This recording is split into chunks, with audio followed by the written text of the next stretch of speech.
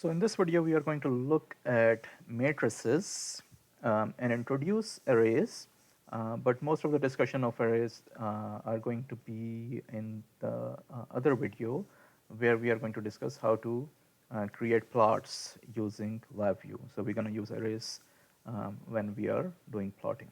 But in this video, let's discuss matrices and introduce arrays. So what are matrices? Basically, matrices, if you have not covered matrices in any of the math courses, or if you have not taken the engineering mathematical analysis yet, or if you're taking it right now, matrices are a way to represent data in terms of rows and columns. So as you can see, these are some numbers which are represented in terms of rows and columns. So you have 3 rows and you have 3 columns. And this matrix is called a squared matrix, which have the same number of rows as the number of columns. On the other hand, a matrix which has different number of rows and columns, it's a non-squared matrix. So a matrix in LabVIEW is always 2-dimensional, so rows and columns. Whereas an array in LabVIEW can have any dimension, single dimension, 1 dimension, 2 dimension, 3 dimension, and in array, but the only problem in array, you can store only one type of data, which is either floating point, Boolean, and integer and stuff. So the third thing in LabVIEW is cluster. And cluster, like matrices and arrays, or like arrays actually, they can be multi-dimension, and you can store multiple different types of data in clusters. In this course, we are not discussing clusters, we are only discussing matrices and arrays. So what is the benefit of using matrices?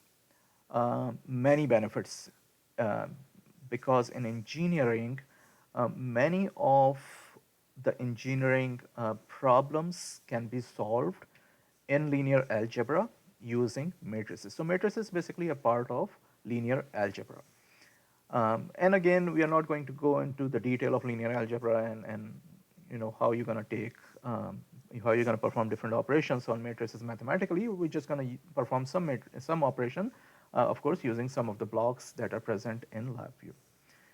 So when you have 2 matrices written like this, basically you can add these matrices, you can subtract these matrices. So if you're adding these 2 matrices, basically corresponding elements will be added together. So 2 plus 3, 3 plus 3, 9 plus 8, 1 plus 2, 6 plus 5, 4 plus 2, and 8 plus 1, 5 plus 3, and 2 plus 2. Now where matrices are located, so if I go to control system and right here actually, modern matrices, arrays, and clusters. So you have array, you have cluster, you have real matrix, you have complex matrix. So there are 2 different type of matrices. One can handle real number, one can handle complex number. So once you put a real matrix here, and you can put another real matrix, let's say. Now, by default, you can see the background is gray, right? Now, gray means that right now that column and that row is not part of the matrix. So right now, the matrices have no columns and no rows as active. All of them are non-active. To make any column, any row active, you just have to click on any of the gray boxes, and you have to enter a number. So for example, if I enter a 7 over here, observe that the whole row becomes active. The whole row becomes active. And if I put, let's say, an 8 over here, observe not only this column became active, this row became active, but all of these 9 elements become part of the matrix. Of course, because the middle row, although there is nothing over there, but it has to be part of the matrix. You cannot just have the first row and the third row, right? You can expand this to see, if there are more elements in a matrix, then you can expand them and you can see those elements. But of course, you cannot expand them if you have 100 rows and 100 columns. It will be very hard. And that's why you have these indices. So if you want to go, observe that the first row actually is, the first index is for the row, the second index is for the column.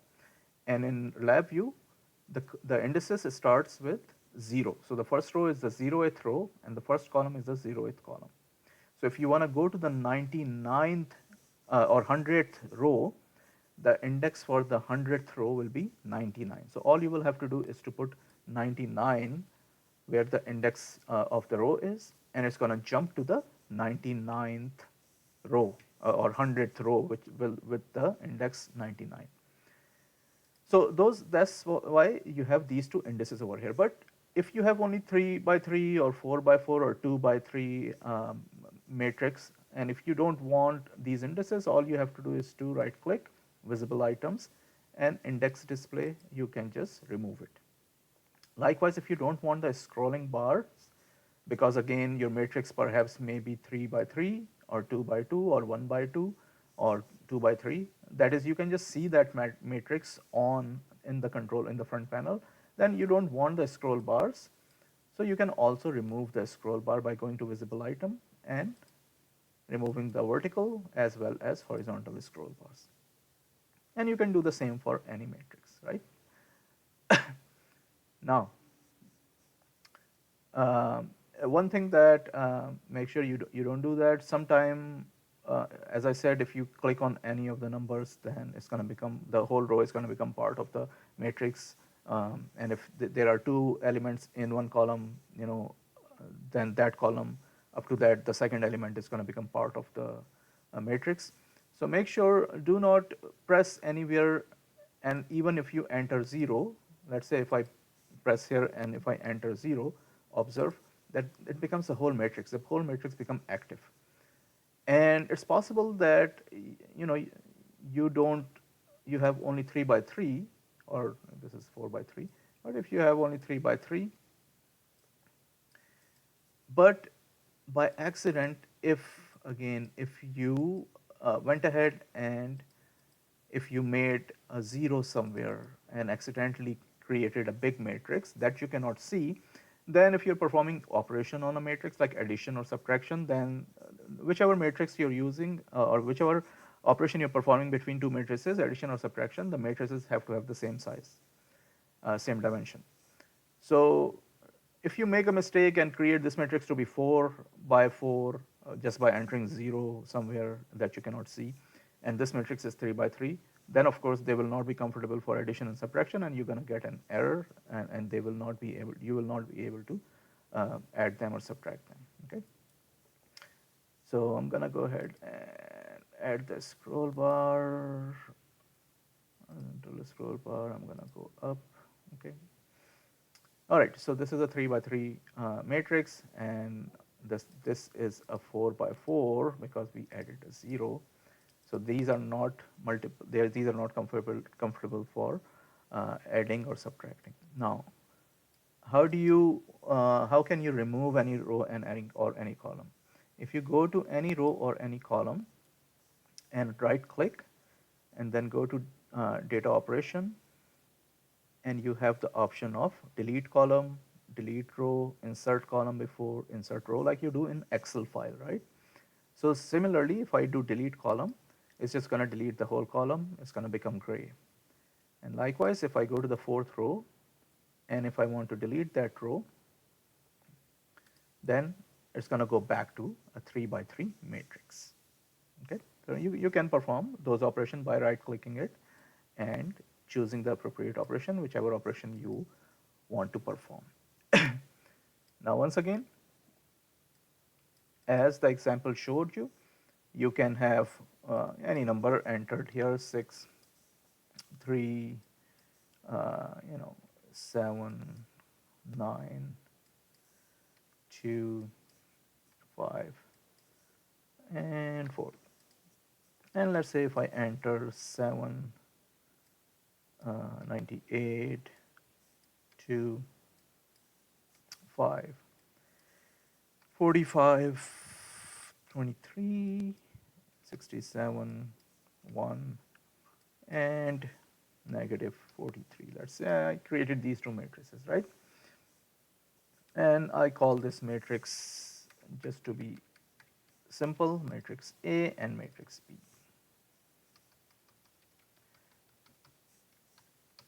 Matrix B. Okay. All right. Now, if I want to perform multiplication operation, the addition operation or subtraction operation, I can perform those operations. Now, if I want to perform a multiplication operation, then with matrices, it's going to perform a matrix multiplication, not the multiplication of the corresponding elements, like you are doing addition or subtraction. So if I go and let me just go ahead and clean it up a little bit. So I'm going to clean it up so you can only see 3 by 3. Oops.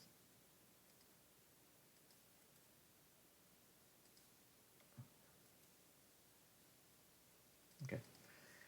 So if I'm doing subtraction or addition, perfect. The corresponding element will be subtracted or added. But if I'm doing multiplication, then it's going to perform, if you're using matrices, it's going to perform the matrix multiplication. And when you're doing the matrix multiplication, basically your number of rows for the second matrix should be equal to number of columns of the first matrix. In this case, that's a true case. There's a true that it has 3 columns, it has 3 rows. But the way you do perform the matrix multiplication is you take the first value of the first matrix, 3, multiply it with 7, so 3 times 7, and then you add 6 times 5, so you multiply the first row by the corresponding elements of the first column of the second matrix and add them together. So 3 times 7 plus 6 times 5 plus 7 times 67. That's going to be the first element of the matrix that you are going to get when you multiply these two. So let me show you. So let's say you have A and you have B, and you want to do this program will take the product of two matrices. Now again, this product is called matrix multiplication. It's not the multiplication of corresponding element like 3 times 7 or 6 times 98. Okay. Now how are you going to see the result? So you have to put another matrix. Okay. And this matrix I'm going to call A cross B. Okay. A cross B. So I'm going to put it here. Now observe that all 3 matrices are control type matrices, because observe this small arrow and your wiring is on the right side of the block. So all 3 matrices are control matrices. That is you have to enter the values. So to change the control matrix into the indicator matrix, that is the matrix that can hold the value, right? You have to select the matrix, you have to right click it, and then you have to choose change to indicator. Change to indicator.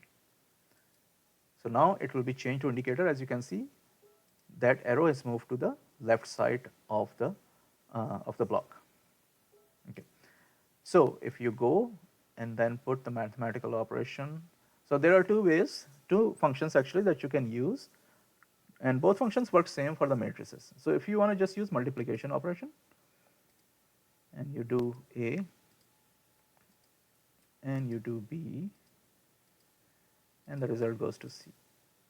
That's going to do the matrix multiply. Observe the thick wire. Thick wire represent there's multiple values that are going through. That is, it's a matrix or an array. That shows you thick wire. If it is only one value, it's going to show you thin wire. So it's going to do A times B, or it's going to do the matrix multiplication, as I told you, 3 times 7 plus 6 times 5 plus 7 times 67. That's going to be the first element. And the second element of the first row is going to be 2 times 98, or sorry, the first row by the second column, 3 times 98 plus 6 times 45 plus 7 times 1. That's going to be the second element. And the third element of the first row, or 0th row in this case, is going to be 3 times 2 plus 6 times 23 plus 7 times negative 43. That's going to be the third element of the first row, or the first row and the third column. The second row is going to be the second row of matrix A multiplied by each one of them. So when you multiply second row by the first column of B, that's going to be the first element of second row by the second column of B, that's the second of the resultant matrix, and second row times the third column is going to be the third element of the second row of the resultant matrix. Okay, so if you run it, then you're going to get this 520, 571, negative 157. And again, remember, I told you how these elements are obtained. So this is not, observe, this is not 3 times 7. 3 times 7 is 21, right? This is not 21. This is 520. And this is 520 because you're performing matrix multiplication, which is 3 times 7 plus 6 times 5 plus 7 times 67. And the result is going to be 520 over here. And likewise, the other one. So this is how we perform the matrix operations. Anytime you need to hold the result of a matrix, make sure, what do? You first change the matrix from the control to indicator by right clicking on it and choose convert into indicator from the control, right? You can remove the indices if the matrix, if you can see the whole matrix, then there is no point of having the indices, or there's no point of having the scroll bars, so you can remove all of those. Now, if you want to keep these values intact once you close your program, then you're going to do the same. You're going to go to the matrix and you're going to do data operations and make current values default. Okay, so go to the matrix, data operation, make current value default. And you don't have to do that because, of course, this is the result of when you execute A and B. But if you want to keep the values intact, you can also perform the same operation. So if I save this program, if I close it, and then if I reopen it, then it's going to keep these two values intact, as you can see. All right, so you don't have to enter these values again. And all you have to do is to run it, and A times B is going to be populated. Now, if you also want to keep this result intact, then you can do the same thing again, keep it, go to the data operation, and make current values default. So now you don't even have to run that, and it's going to keep those values intact. And once you reopen it, it will still be there. Okay, so this is important because many times you are creating control systems where you're using matrices, and it's a big control system, and there are some input matrices. If that is output matrix, that is if it's something that the values have to be populated, then you don't really have to worry about it, because once you execute your program, those values will be populated. But if they are input matrices, that is you're entering data, and if it's a big matrix, even if it's a small matrix, even if it's a 3 by 3 like this, but you don't really want to go each time and put the same data over and over again. So that's the best way to hold on to your data. That is, right click, go to data operations, and keep the current values default. All right. Okay, so addition is there. You can do the subtraction as well. Subtraction, addition will be just corresponding elements of two matrices being added or subtracted. And let's see. Okay, so exercise 12. Look at exercise 12. So I'm pretty sure, I'm quite sure you have dealt with simultaneous linear equations in some of your courses. And if you're taking a circuits course, or if you have taken any circuits course, and you have applied the Kirchhoff's voltage law, Kirchhoff's current law, KVL, KCL, you must have written the simultaneous linear equations to solve for voltages or currents.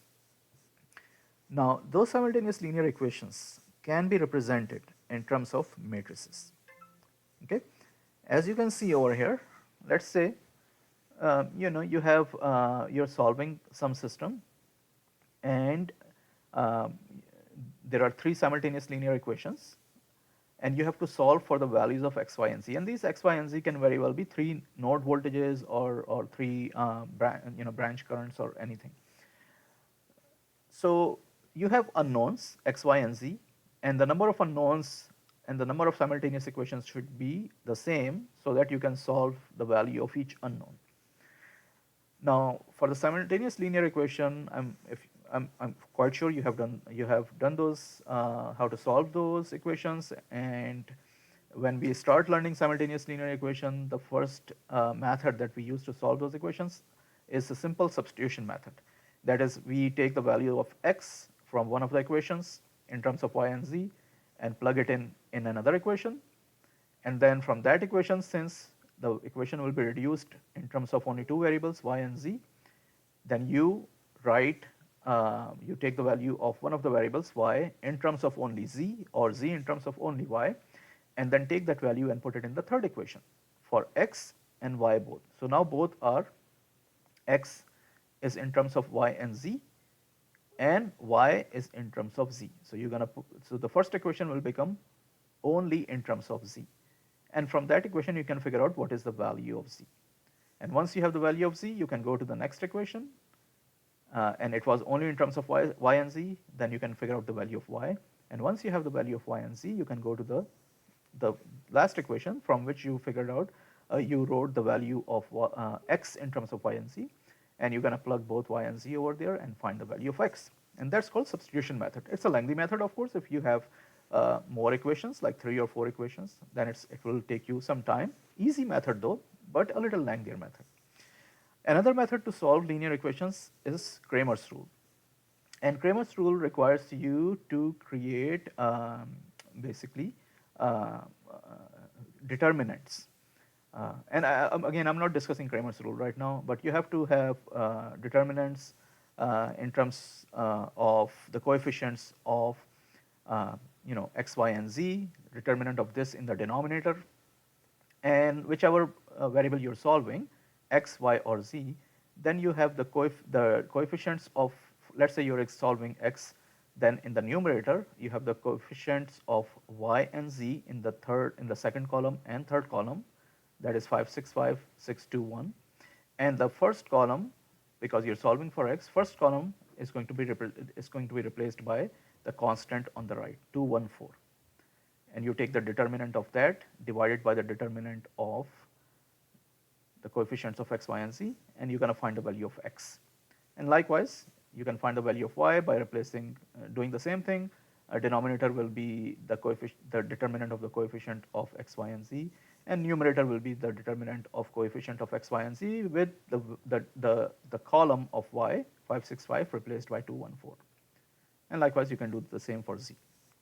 So it's a good method. Again, if you don't know what determinant is, actually determinant, it comes from matrices. So if you have studied matrices, then I'm pretty sure you know what determinant is. Or if you even have not studied matrices or determinants, but you may have used Cramer's rule, because to evaluate the determinant of 2 by 2, 3 by 3 matrices is pretty straightforward. In any case, so you have that's pretty much the second method of evaluating linear equations and to find the values of unknown. Now the third method that is more commonly used in engineering is called the matrix inversion method. Matrix inversion method. So you write the linear equations in terms of 3 matrices, or 2 matrices rather. So you have, or 3 matrices. So you have a matrix with the coefficients of each of x, y, and z. Then you have a matrix which has 1 column and 3 rows with the coefficient of, or not coefficient, with the variables that you're solving for, x, y, and z. And then the equal sign, and then on the right hand side you have a matrix with the constant vector 2, 1, and 4. So you have 3 rows again and one column. And now you can multiply these, right? Like we discussed multiplication of matrices. The columns of the first matrix and the rows of the second matrix should be same in order for them to multiply. So observe the column here are 3 and rows here are 3, 1, 2, and 3. So they can be multiplied. So you can go 2 times x plus 5 times y plus 6 times z equals 2. 2 times x plus 5 times y plus 6 times z equals 2. And likewise, 3 times x plus 6 times y plus 2 times z equals 1. And 8 times x minus 5 times y plus 1z is equal to 4. So you can go back to the linear equation. So this is the way of writing the linear set of linear equation in terms of matrices. Now how you are going to find out x, y, and z, the unknown variables, which can be voltage, current, or anything, right? To do that, you have to move this coefficient matrix on the right side, like this. And when you move it, basically you have to write it before 2, 1, and 4, and this is called inverse of a matrix. This is a specific operation, inverse of a matrix. And again, once you study matrices in engineering math course, you will study the inverse of the matrix. So you're going to take inverse of the matrix and then do the matrix multiplication with the constant vector 2, 1, 4. And the result is going to be the unknown values x, y, and z. So when you are creating this program, right, this is what you have to do. Let me open the block diagram. Okay, so you have basically a coefficient matrix. Let's say coefficient matrix is A, and then you have, let me go ahead and delete, or 0, delete is not going to work, 0, 0, or just delete this column, data operation, delete column, and data operation, delete column. So let's say you have A and B. A is your coefficient matrix, which is 3x plus 6y plus 7z, 2x plus 7y plus 9z, and 5x plus 4y plus 8z. And B is the constant vector on the right hand side of the equation. Okay, and you want to know what are your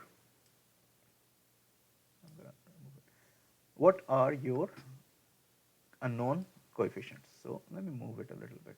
Let me go ahead and move this. And I'm going to put this over here.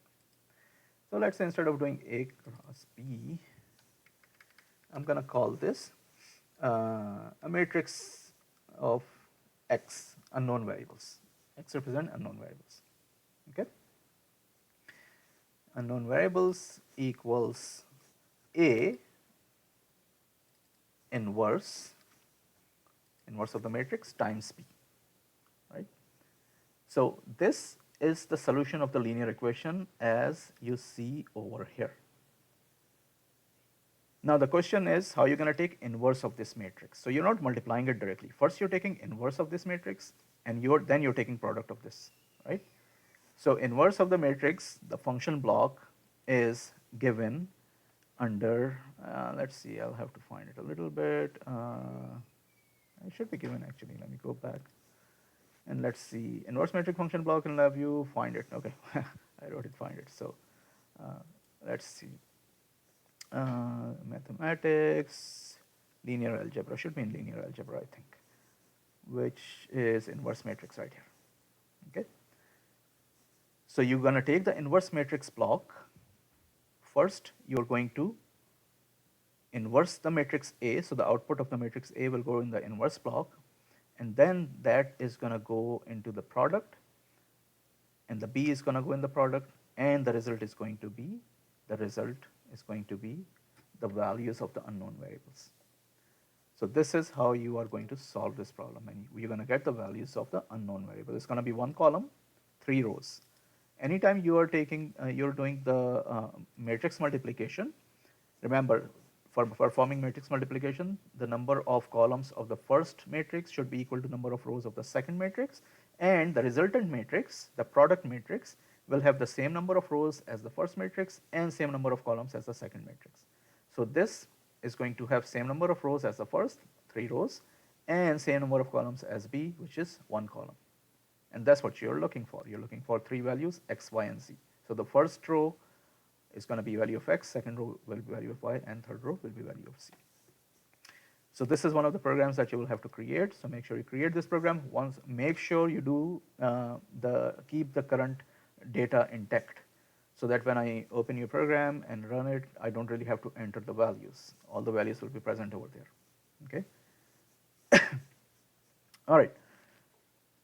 So to introduce arrays, and again, discussion of arrays in length will be in the plots. But to introduce arrays, if we go and then we put array, look, it looks like a blank, basically a empty space, gray space, there is nothing. To create an array, what you have to do is to put a numeric control or numeric indicator in there. So let's say if you want to control, if it's a control array, then you're going to use numeric control. If it's an indicator array, that if it's an array that will show you some values, then it's going to be numeric indicator, right? So I can put numeric control, let's say, and then you can stretch it.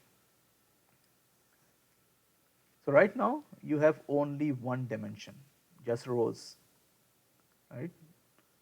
Now if you want multiple dimension, then you can control that, you can add that, add dimension. So it's going to add column. So now you can stretch it on the side as well. So now it will added column to the arrays as well. And you can add multiple dimensions as well. You can add third dimension. We're not going to third, we just use 2 dimensions. Actually, we just need 1 dimension. When you will see, we'll just need 1 dimension. But this is how you create an array. And how to operate an array, how to use an array, we're going to discuss with plots in the next video.